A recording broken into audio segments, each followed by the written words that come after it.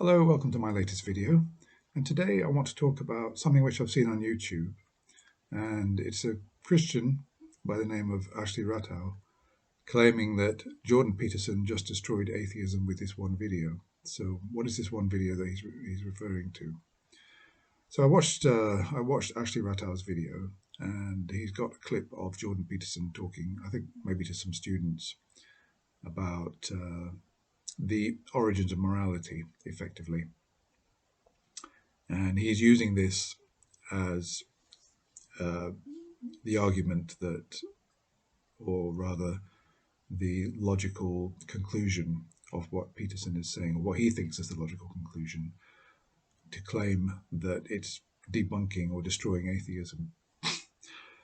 Obviously, atheism is based on just the rejection of a proposition that God exists. And there are still atheists after this video, and I'm sure there will continue to be atheists. So atheism isn't debunked in any way at all by this. But nevertheless, I'd like to look at what's being said. So if we can look at Jordan Peterson. Now, I understand that Jordan Peterson, he's a psychologist. He's obviously been through very high education. He's got a lot of followers on YouTube. He's very popular, mainly with theists, it seems. And he's been in a lot of debates with Sam Harris, Richard Dawkins, etc., mainly on the existence of God. I understand he's also a bit of a slippery fish with his views, because there's one video where I saw him saying that he doesn't believe in God, but he's afraid that God probably exists, which sounds a little bit contradictory to me. And I need to probably listen to more of what he was saying about that. But it sounds like one is negating the other. So I don't know exactly where he stands on the question of God, but from the comments and the argument that he presented here about morality, it seems to me that he more leans towards theism than atheism. Definitely. Although he does say one thing which, makes me think that he's kind of wavering a little. So he starts off by quoting Dostoevsky, and obviously Dostoevsky made this famous statement that if there's no God, everything is permitted. So there's no morality. If there's no God, then there's no morality, and everybody can just go around doing what they want, which obviously has got a lot of objections to it, not least that we've got laws. And so I think that what they're getting at is, where does this sense of right or wrong come from? Well, I don't really want to get into that too much. Let's just go into, because that's such a big topic, let's just go into what Peterson says. So he starts off with Dostoevsky and he goes to Crime and Punishment. Of course, we've got Raskolnikov in Crime and Punishment, who murders his landlady because he's run out of money and he's got a pile of problems on his plate, and it looks to him like the only solution is to murder his landlady. And he spends days going through this in his mind until finally deciding that there's no reason why he shouldn't do it, that it's only illusions or delusions of morality that's stopping him. So Peterson says that Dostoevsky is good at putting characters in a position where they seem to have no other option, and that they've got full justification for doing awful things, for doing immoral things. I don't really think that's quite the case with Raskolnikov, because although he's in a very, very difficult financial position, and the people he cares about have got issues as well, which, if only he could raise some money, he could solve them. I don't think that Dostoevsky would say that he'd given Raskolnikov full justification for the murder that he does. I think he's wrong about that, and I've said why. Because obviously he's always got the option not to kill and accept the problems that will accrue from him not having the money. So he won't have anywhere to live, for example.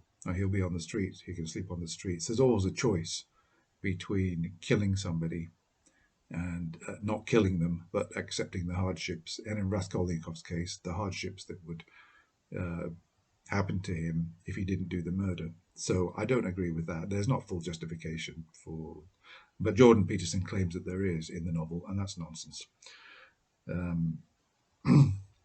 I do actually have a degree in English, so, and I did study literature, so I've got some, I've got some kind of authority for talking about it. But I don't think you need a degree in literature to understand that. I think you just need to have read the novel carefully, which I don't think Jordan Peterson has, because he also claims that Raskolnikov didn't have to pay for his crime. Well, that's not true, because he was sent to prison for 8 years.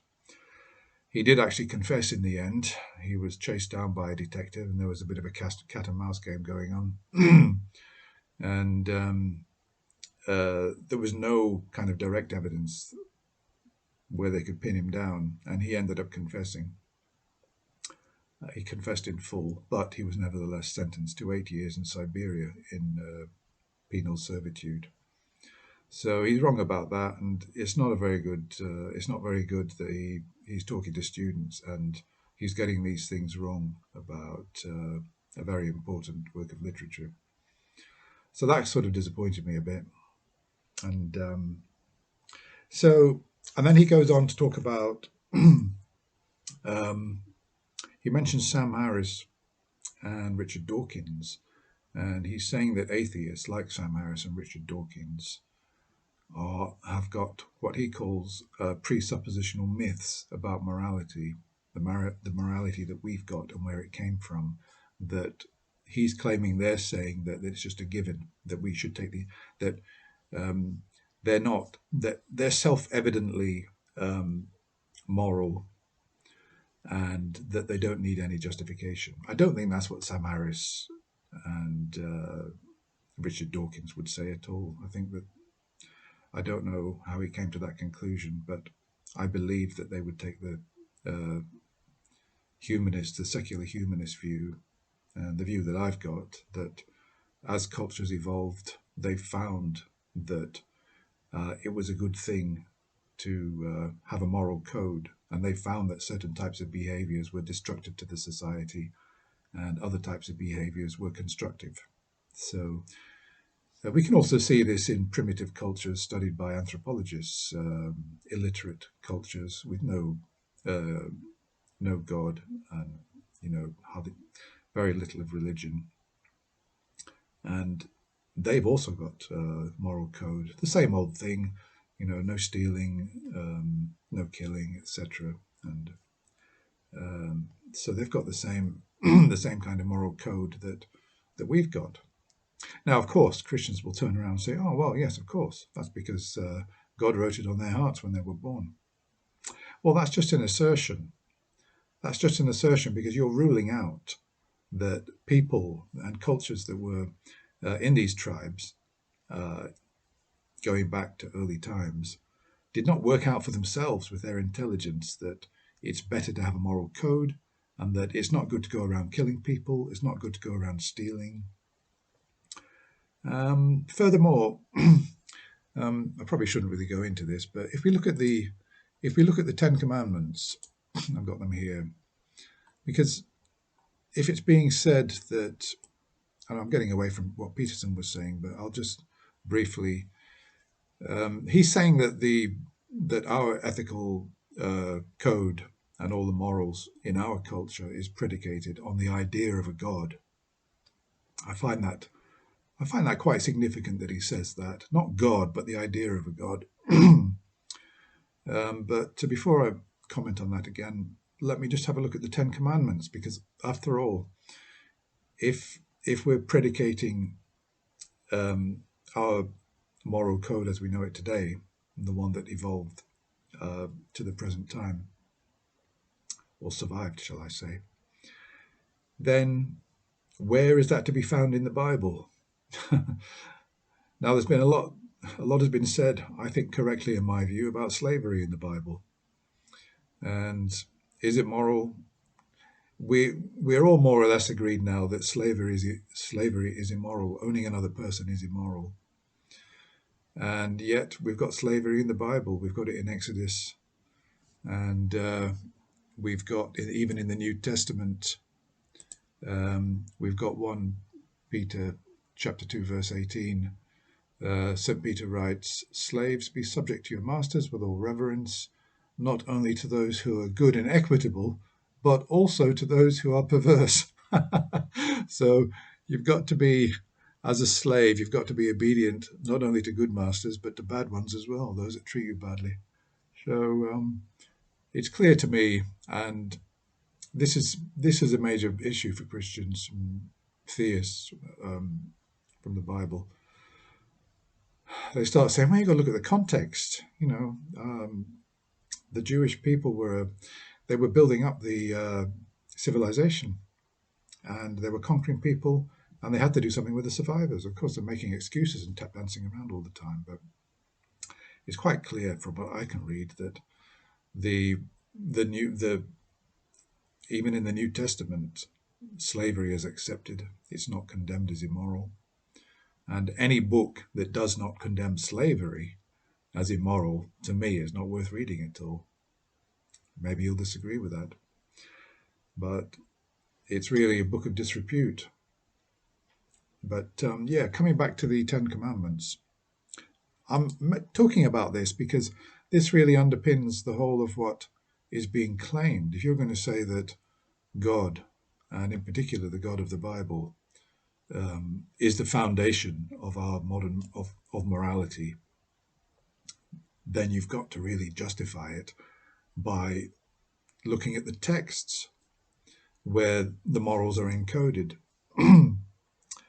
And so what we've got in the Ten Commandments, I've got it on my screen here. So Exodus 20, verse 1 to 17.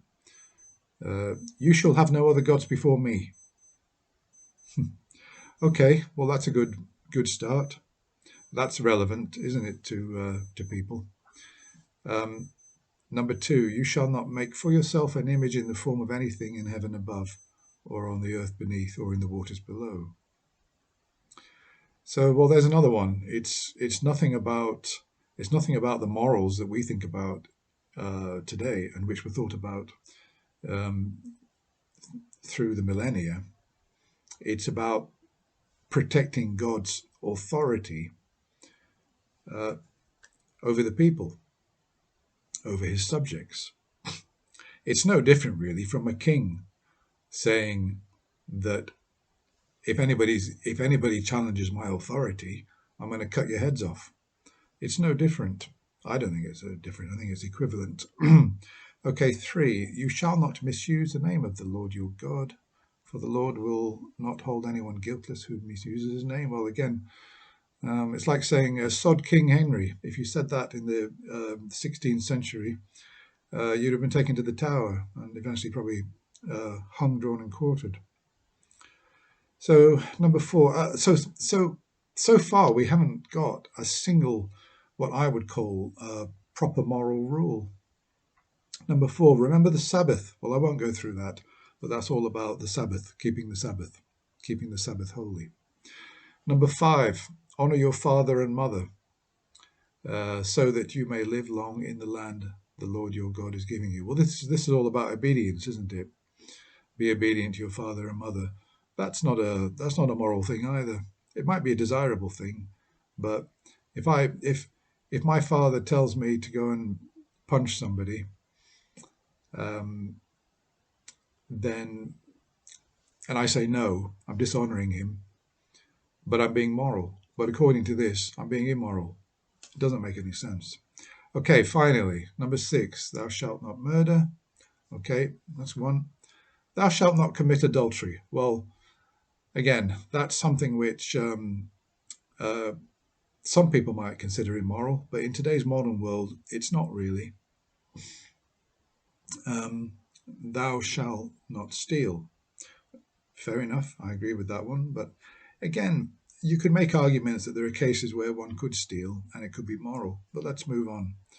9, you shall not give false testimony against your neighbor. Okay, so Um, yeah, well, again, that one is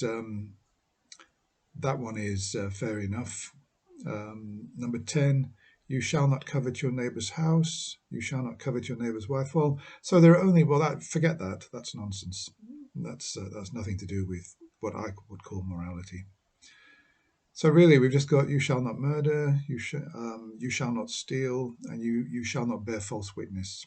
We've really only got 3 out of 10. So how you can say that ethics in our culture, ethics and morality in our culture, is predicated on the idea of a God, and that God being the Abrahamic God, is absolutely beyond belief. Especially if you consider that we've got in the Bible slavery, which is condoned.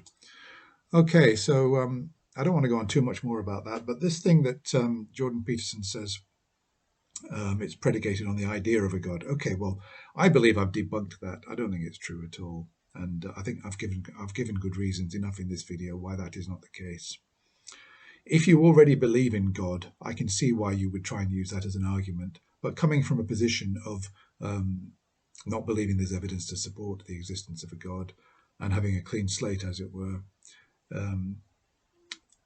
obviously I don't accept it. So yeah, so Jordan Peterson, he's saying predicated on the idea of a God. Okay, so Jordan Peterson has been a bit slippery, as I said, about whether he's an atheist or is he a believer? And I'm saying that he's leaning towards more towards theism, from what I can see. It seems to me that more theists are quoting him than atheists, which is very telling. But the idea of a God. He also says in the talk that he's not trying to prove the existence of God. Well, that's kind of debatable, because if you're saying that our foundation is God, okay, he's saying the idea of a God. And then the next step from that might be, where did the idea come from?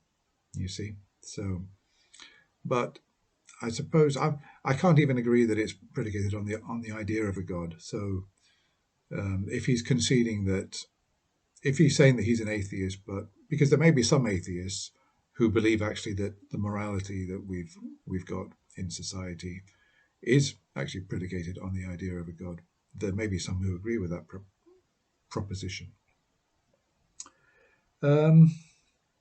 So that's all I've really got to say about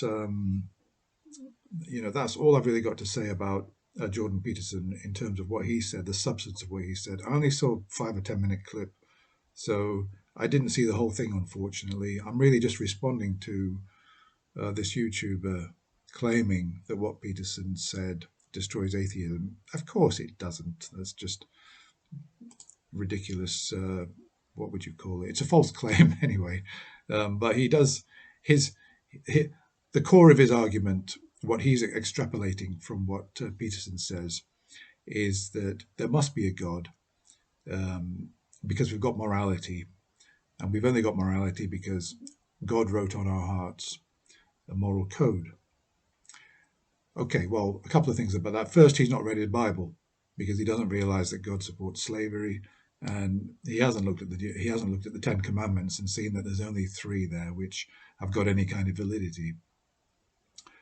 But secondly, there are so many ways that you could debunk and dispute that we were born with an innate sense of right and wrong, and that God put it in us because he's the foundation of all morality. You could dispute that in so many ways, not least that when children are growing up, they're doing wrong all the time, they're stealing, and you've got to say, well, you've got to tell them. You've got to tell children, don't take Katie's doll. It's not yours. That's wrong. If you want to borrow it, go to her and ask. Children have got to have these things explained. Don't hit Johnny. Have some respect for him. We don't hit people. We're not violent. And then he tells a lie. You mustn't tell lies. Now, if children were born with this innate sense of right and wrong, they obviously wouldn't be doing these wrong things, would they? And in addition to that, of course, you've got all the catalogue of horrible, immoral things that so-called devout believers have done. And a lot of them have not even got any remorse over it. There are people who've done heinous crimes and they've got absolutely no remorse. And for them, it was the right thing to do. And if there's a God putting these morals into us, then obviously, why have they got no remorse? Why don't they think that they did a bad thing? Of course, then you'll start talking about free will, but I don't want to get into that. So my conclusion to say then is that atheism has not been destroyed, Ashley Rattow. It hasn't been destroyed at all by Jordan Peterson's talk. And I don't think that he would claim it has been destroyed. And I don't think that you should claim that it has been destroyed. So that's all for now. If you've got any comments on what I've said, or you want to subscribe to my videos, please subscribe. Please leave me a like, and look forward to seeing you again soon.